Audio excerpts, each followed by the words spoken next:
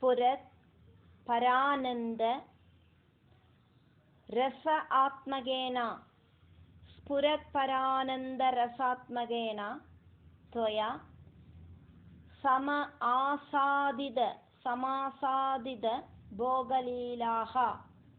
समासादितभोगलीलाः असीमम् आनन्दभरं प्रपन्ना महान्तम् आबुः मदम् अम्बुजाक्ष्यः महान्तमाभुर्मदमम्बुजाक्ष्यः स्फुरत्परानन्दरसात्मकेन त्वया समासादितभोगलीला असीममानन्दभरं प्रपन्ना महान्तमाभुर्मदमम्बुजाक्ष्या निलीयते असौ निलीयतेऽसौ मयि मय्यमायं रमापतिः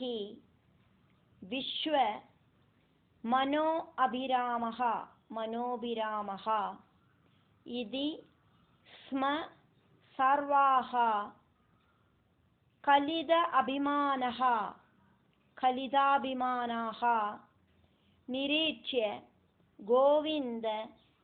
तिरोहितोऽभू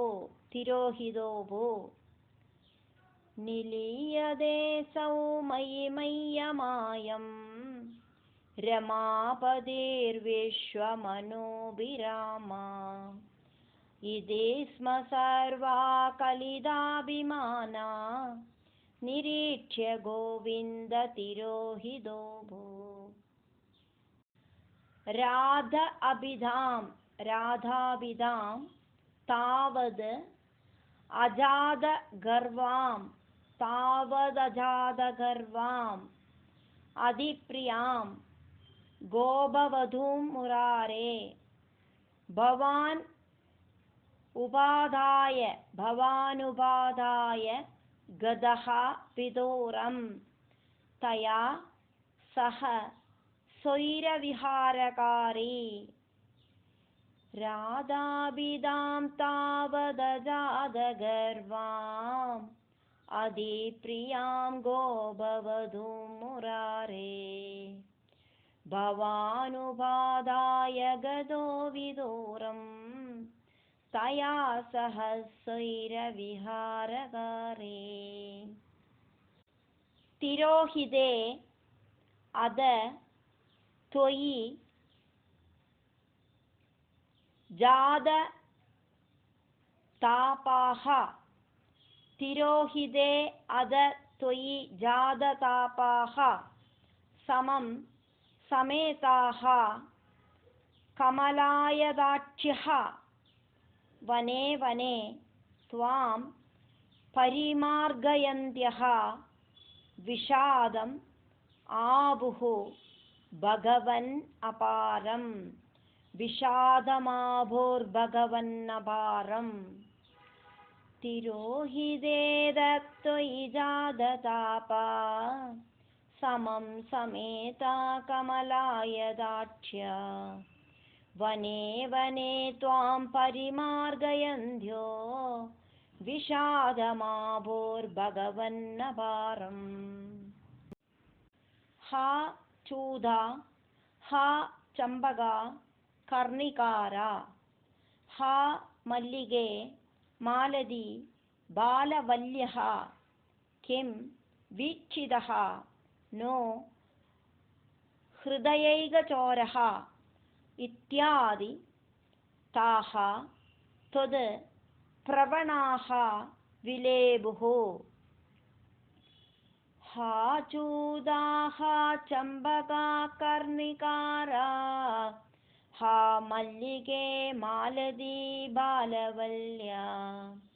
किं वीक्षितो नो हृदयैकचोरा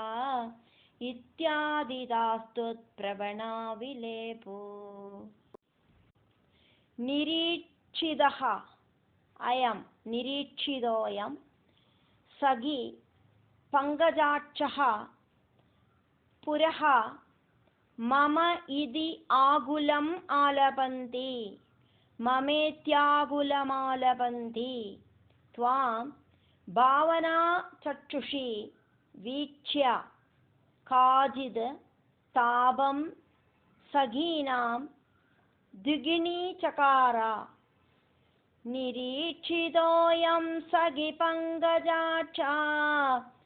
पुरो ममेत्याकुलमालपन्ति त्वां भावनाचक्षुषी वीक्ष्य काचित् तापं सखीनां द्विगुणीचकार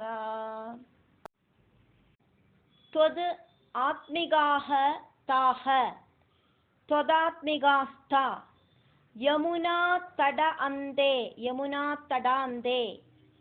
तव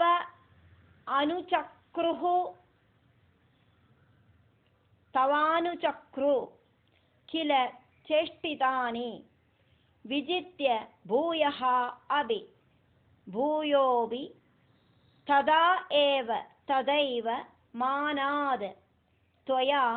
विमुक्तां ददृशुश्च राधाम् त्वदात्मिकास्ता यमुनातडान्ते तवानुचक्रु किल चेष्टितानि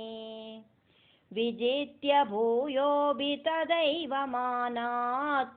त्वया विमुक्तां ददृशुश्च राधाम् ततः समं ताः विभिन्ने समन्ताद्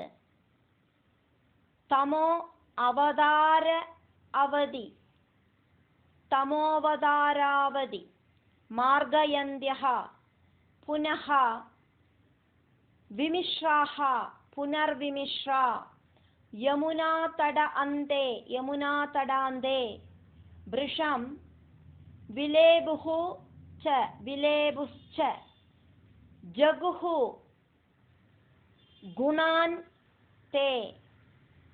जगुर्गुणांस्ते ततः समं ता विभिन्ने समन्तात् तमोऽवतारावधि मार्गयन्त्या पुनर्विमिश्रा यमुनातडान्ते वृषं विलेबुश्च जगुर्गुणांस्ते तदा व्यदासङ्कुलमानसानां व्रजाङ्गनानां करुणैकसिन्धो जगत्त्रयी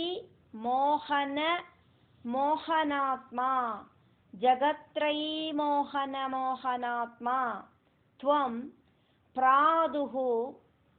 आसीः अयि प्रादुरासीरयि मन्दहासी तदा व्यदासङ्कुलमानसानां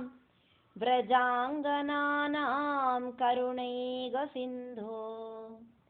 जगत्त्रयी मोहनात्मा त्वं प्रादुरासीरयि मन्दहासी संदिग्ध संदर्शनम् आत्मकान्तं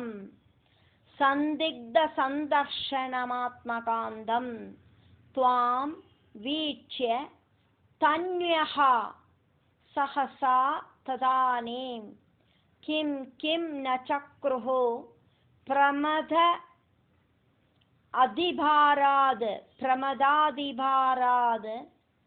सह त्वं गदाद् पालय मारुदेशा संदिग्धसन्दर्शनमात्मकान्तं त्वां वीक्ष्य तन्व्य